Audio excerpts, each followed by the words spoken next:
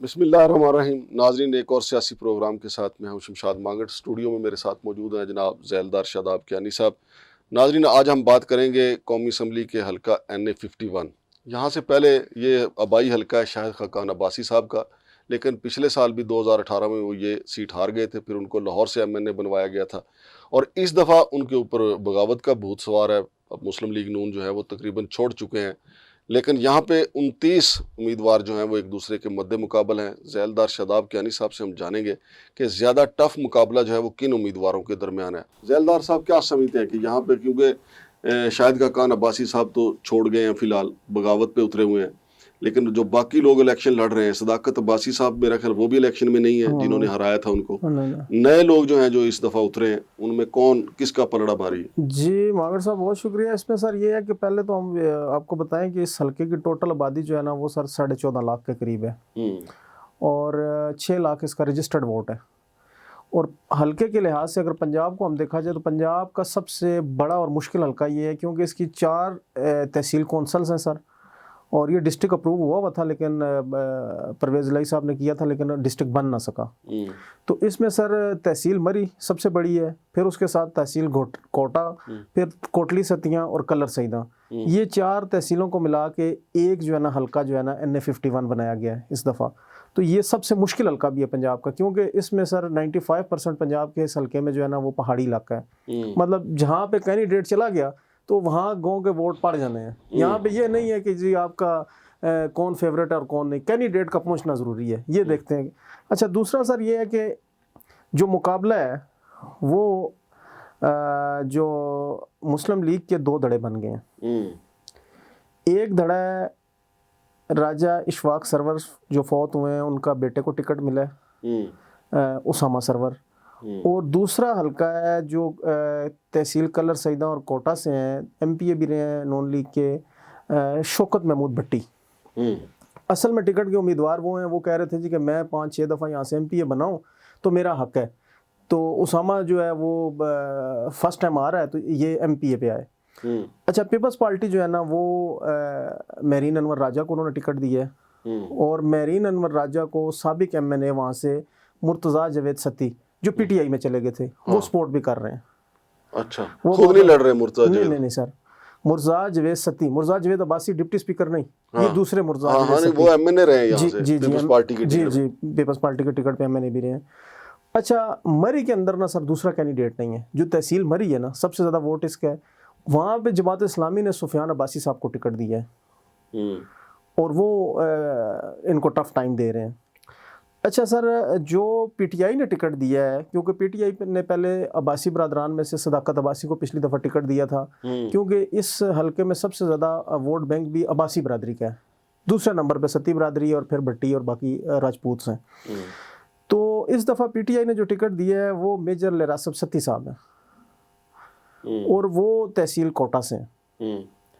तो इस वजह से कोटा जो है ना वो तो उनके साथ सपोर्ट कर रहा है, लेकिन कोटा के अंदर से ही मेरीन अनवर राजा भी हैं, कोटली सतियाँ से, और शौकत महमूद भट्टी भी। वहाँ वोटों की तकसीम है, इस लिहाज से। शौकत भट्टी साहब वही पिंडी भट्टियाँ वाले? नहीं सर, शौकत महमूद भट्टी यहाँ से MPA रहे हैं नून लीग के। सही। उन्होंने बगावत की है और घड़ियाल उनको निशान मिल गया। अच्छा। और वो आज़ाद आ गए हैं। सही। और वो नून लीग को नुकसान पहुंचा रहे हैं अपनी उन 2 यूनियन कौंसिल में, कोटली सतियाँ वाली और इसमें जो है ना कोटा वाली।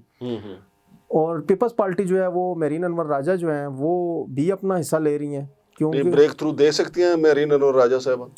सर अगर देखें वोट तकसीम हो जाता है, और अब जो अवाम में मैसेज भी चला गया है कि PTI अगर MNA बन भी जाए तो वो गवर्नमेंट में नहीं जाएंगे, तो यहाँ पे पावर पॉलिटिक्स होती है। फिर वोटर सोचता है। PTI का वैसे कौन है इस दफ़ा यहाँ?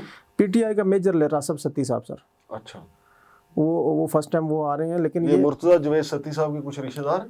नहीं, सती बरादरी काफ़ी बड़ी है सर यहाँ पे, क्योंकि अगर आसिफ शफीक सती को जो पिछली दफ़ा पीपल्स पार्टी ने टिकट दिया था ना, अगर उनको टिकट दे जाते तो फिर शायद जो है ना कोई सती बरादरी का वोट तकसीम हो जाता। अब वो मेजर लिरासब साहब को टिकट मिलने की वजह से मुर्तज़ा जावेद सती साहब नाराज़ हो गए हैं। इसीलिए वो पीपल्स पार्टी में चले गए हैं। फिर चले गए वापस जी जी, वापस वो पुरानी तनख्वाह पे काम करने के लिए उन्होंने कहा चलें ठीक है जी, उसी तनख्वाह पे आ जाता हूँ अपनी जन्मभूमि में। जी जी सर। तो अब उस लिहाज से उनका जो ज़ाती वोट बैंक कहा जाता है हल्के का या धड़े का कहा जाता है वो 18-20 हज़ार है। सही है।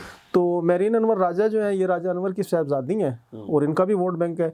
और इस हल्के में मैं एक चीज़ और आपको बताऊं कि इस हल्के में जरदारी साहब की एक सिस्टर है, उनकी शादी हुई है इस हल्के में। जी जी। कर्नल हबीब एक एमएनए यहाँ से बनते थे शायद खाकान के वालिद से पहले। अच्छा। तो ये कर्नल हबीब का आबाई हल्का था सर। सही। और वो पीपल्स पार्टी के थे। तो कर्नल हबीब के बेटे के घर में ना जरदारी साहब की रियल सिस्टर है सर।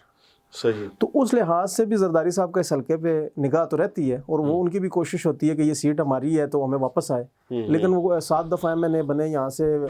शायद खाकान अब्बासी साहब, उनके वाले साहब भी एमएनए रहे, फिर पिछली दफ़ा सदाकत अब्बासी सीट ले गए। लेकिन इस दफ़ा देखें सर वोट तकसीम हो रहा है। अगर पीपल्स पार्टी का जो वोट बैंक उनको पड़ता है, अगर उनका अपना वोट बैंक उसी तरह पड़ गया तो फिर पीपल्स पार्टी सीट निकाल सकती है। अच्छा। और नून लीग का यहाँ पे कौन है? उसामा सरवर सर। उसामा सरवर को एक फ़ायदा ये है कि उसके वालिद इशफाक सरवर सूबाई वज़ीर भी रहे हैं। हाँ। और शाहिद खाकान अब्बासी साहब के साथ हमेशा पैनल में वो एमपीए बन जाते थे। और इस दफ़ा उनकी डेथ हुई है और पहला इलेक्शन है उनकी डेथ के बाद। ये पहला इलेक्शन है। तो यहाँ पे एक वो भी है, हमारे पोठवार की एक रवायत है कि जो पहला इलेक्शन होता है तो वो हमदर्दी का वोट भी पड़ता है। तो वो जहाँ पे भी जाता है तो वो कहते हैं जी मैं तो फ्रेश हूँ उसामा सरवर, और मेरे वालिद को देखें और उनकी कब्र को देखें और मुझे वोट दें। तो बाकी सुना है कि कल या परसों मियां नवाज शरीफ साहब भी आ रहे हैं इस हल्के में। तो शाहिद खाकान अब्बासी साहब जो हैं वो कोई मूवमेंट कर रहे हैं मतलब? अच्छा सर, कि उसामा सरवर को हरवा दिया जाए ताकि उनकी सीट पे कब्जा ना हो जाए? नहीं सर, शाहिद खाकान अब्बासी साहब का जो इशू था ना वो था जो उनकी जो है ना लीडरशिप है, टॉप लीडरशिप। असल में शाहिद खाकान अब्बासी साहब का ये था कि उनको प्राइम मिनिस्टर वो बनना चाह रहे थे।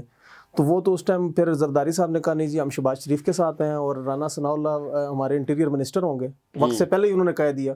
तो फिर उस बात पे फिर इनकी तरफ से एक मिनिस्टर लिया गया था, वो कराची से जो था इनका ख़जाना का जो वज़ीर था मुफ्ता इस्माइल साहब। फिर उनकी सीट पे आके कब्जा कर लिया सर इसहाक डार साहब ने, वो भी चूँकि फैमिली मेम्बर थे मियाँ साहब के।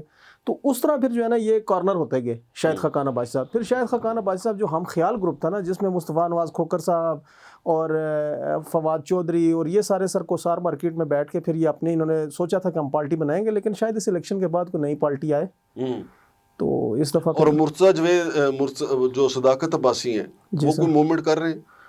नहीं सर, सदाकत अब्बासी साहब तो बिल्कुल ही उन्होंने ऐलान कर दिया था जी कि मैं सियासत से लातल्लक हूँ, और वो अगर वो शायद आते तो वो टफ़ टाइम दे सकते थे क्योंकि उन्होंने काम बहुत ज़्यादा करवाए हैं सुई गैस के हवाले से, और डिस्ट्रिक्ट उन्होंने अप्रूव करवाया था। जो मरी को ज़िले का दर्जा दिया गया था तो ये 4 तहसीलों को मिला के एक ज़िला बनाया, क्योंकि पिंडी की ये बहुत बड़ा एक वो सर पिंडी डिस्ट्रिक्ट है ना। आप देखें कि जेलम के साथ और इधर से जो है ना अटक के साथ और उस तरफ से जाके जो है ना वो चक्री भी पिंडी का हिस्सा है सर।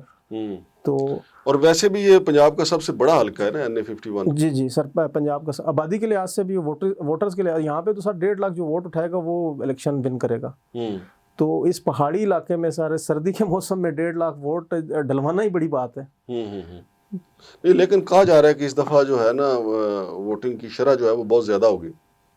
नहीं सर, मेरे ख्याल में मैं आपसे एग्री नहीं करता हूँ, क्योंकि इस दफ़ा पर्ची नहीं दी जाएगी, इस दफ़ा पूरा पर्चा दिया जाएगा। क्योंकि देखें 29 कैंडिडेट्स हैं और वो एक छोटी पर्ची पे तो आ नहीं सकते। 29 लोगों के नाम भी हैं, फिर उनके आगे उनके निशानात भी हैं, और फिर वोटर ने देखना है मैंने सिलेक्ट किसको करना है, और उसके साथ एमपीए की भी पर्ची है। तो एक वोटर अगर पोलिंग बूथ के अंदर सर 5 मिनट भी लगाए तो आप देख लें 8 घंटों में कितने लोग ज़्यादा से ज़्यादा वोट कास्ट कर सकते हैं। और जो बुजुर्ग हैं या ख़वातीन है उन्होंने 3 बजे के बाद वहाँ पे लाइन पे खड़े नहीं होना। मतलब ज़ैलदार साहब आपका एनालिसिस ये है कि यहाँ पे मेहरीन अनवर राजा को एज हासिल है अगर वो अपने टाइम से वोट डलवा लेती हैं। यहाँ पे ये है सर कि आपका वोटर सुबह 11, 12, 1 बजे से पहले अपना वोट आपका कास्ट हो जाए। नहीं तो यार 5 बजे तक टाइम है। सर टाइम 5 बजे तक है, लेकिन देखिए टाइम ज़्यादा लगेगा ना। एक वोटर के ऊपर जो है ना वो 5 मिनट लगते हैं, तो पूरे दिन में 8 घंटे में आप मिनट उसके जो है ना कैलकुलेट कर लें कि 500 वोट एक पोलिंग पे पड़ना है, जबकि वो 1500 पड़ना चाहिए। RTS सिस्टम जाम ना भी हो, ये सिर्फ इस दफ़ा यही कर दें कि अपने वोट थोड़ा कर लें। वो एक मिसाल है कि वो लितर लगाने वाले बंदे कम हो जाएं।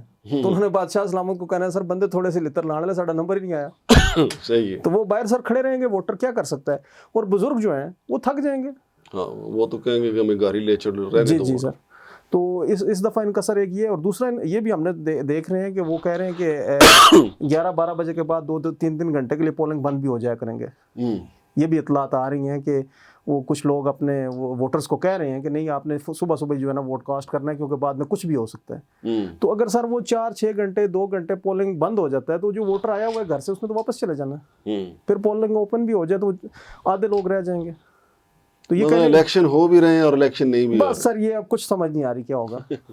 बहुत शुक्रिया जनाब ज़ैलदार साहब। नाजरीन, ये हल्का NA-51 का एनालिसिस था। जनाब ज़ैलदार साहब बता रहे थे कि मैरीन अनवर राजा साहब जो ख़तून उम्मीदवार हैं कौमी असम्बली की, ये पीपल्स पार्टी से इनका तल्लक है, लेकिन यहाँ मुस्लिम लीग नून की भी जड़ें काफ़ी मजबूत हैं और PTI भी यहाँ पे काफ़ी मुतहर्रक है।